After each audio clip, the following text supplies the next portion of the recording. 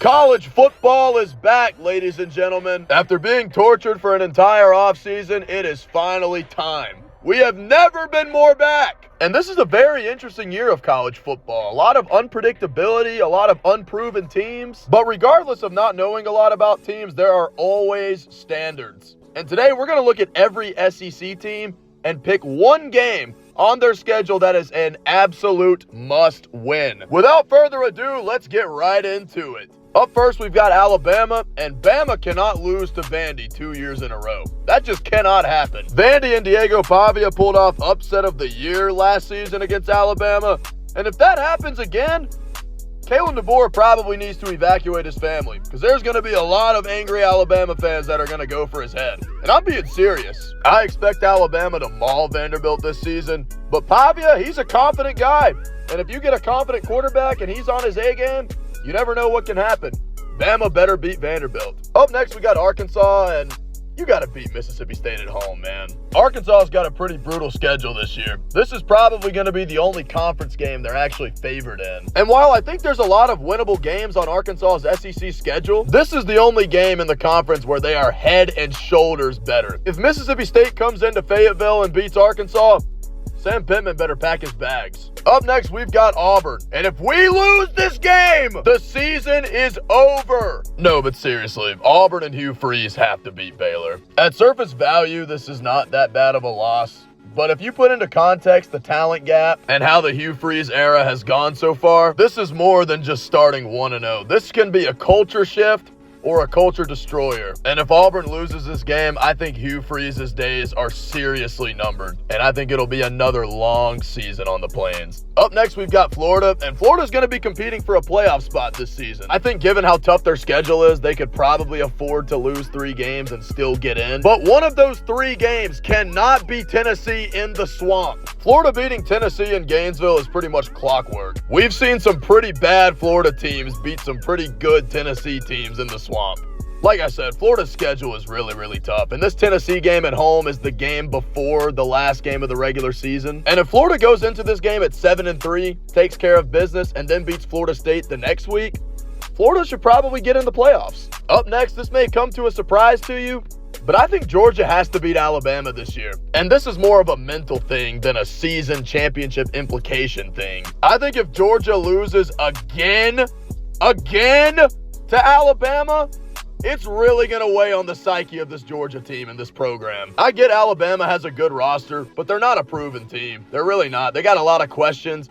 And if Georgia gets them at home with Kirby, this is the first Georgia-Bama game in Athens under Kirby, and you still lose, you might as well accept that you're forever going to be owned by Alabama. All right, next up we got Kentucky, and they're kind of in a weird spot. It really feels like the Mark Stoops era is in its last days, and it's almost a certainty that he's going to get fired at the end of this season because Kentucky is not going to be very good. But in order for this season to not be a complete failure, I think Kentucky has to get one good win against a team they're not supposed to beat. Last year, it was the win against Ole Miss, and this year, they're going to be underdogs in every single conference game and their rivalry game against Louisville. But given that Mark Stoops is going to get fired anyways, you might as well get one upset win.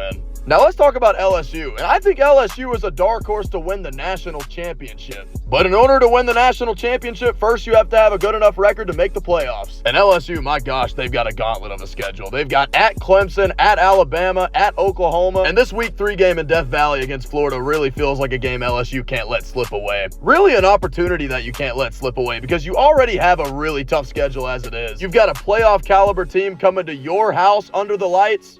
Got to win that game. All right, up next is Ole Miss. And Ole Miss in the Lane Kiffin era, it seems like every year they're on the brink of making the playoffs. And they would have been there last year if they didn't lose to Kentucky. This must-win is pretty simple. Ole Miss has got Kentucky in Lexington week 2. And you cannot lose to Kentucky, man. I feel like Ole Miss is a team this year where if some things go their way in the landscape of college football, they could sneak into the playoff. But that will not happen with a loss to Kentucky.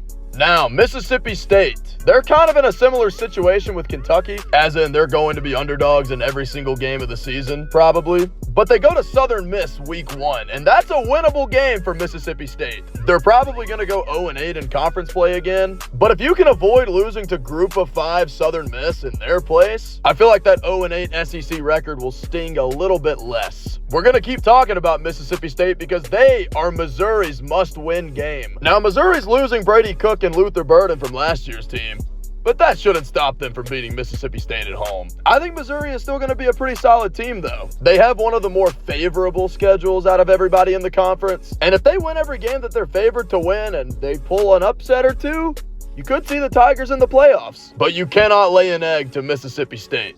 All right, now we got Oklahoma, and Oklahoma's a team similar to the likes of Florida and LSU, as in a team that's going to be competing for a playoff spot but has a really, really tough schedule. And also, just like Florida and LSU, Oklahoma's must-win is against a solid SEC team at home. I think Oklahoma's got to beat Auburn at home week 4, and as an Auburn fan, I am not very confident in winning this game. Offensively, I think Oklahoma is going to be drastically improved. And I think they can really beat a team like Texas, Alabama, or LSU, just some teams on their schedule that are competing for playoff spots as well. And I think this would be a win for Oklahoma that would pretty much ensure that they would be in the playoff conversation throughout the season, given how tough their schedule is. Also, this is Jackson Arnold's return game to Norman, so you definitely want to win that.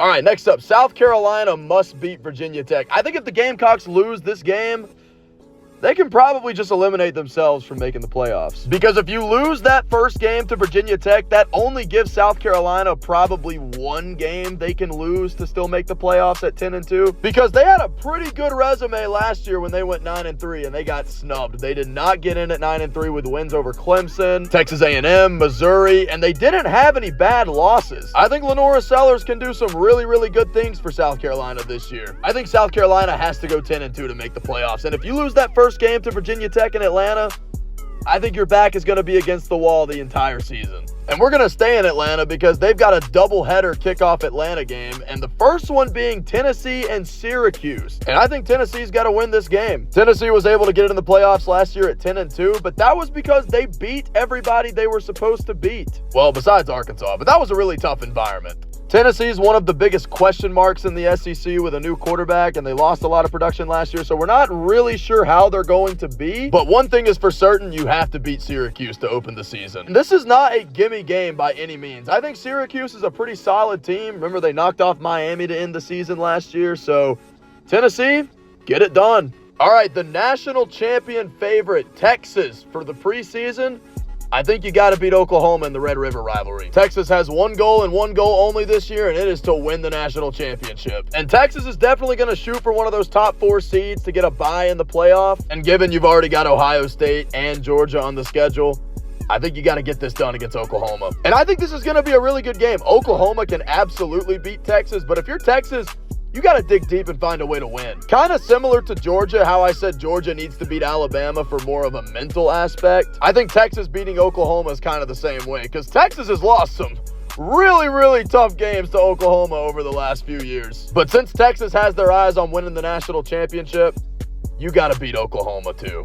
All right, now Texas A&M, they're another team kind of like Missouri with a little bit of a favorable schedule. And after South Carolina absolutely demoralized Texas A&M last year, I think A&M's got to get their get back and beat them this year at home. I'm not saying Texas A&M is quote-unquote supposed to beat South Carolina, but they are probably going to be favored. And if Texas A&M beats everyone they're supposed to beat, you could see the Aggies in the playoffs. Will Texas A&M get over the 8-5 hump?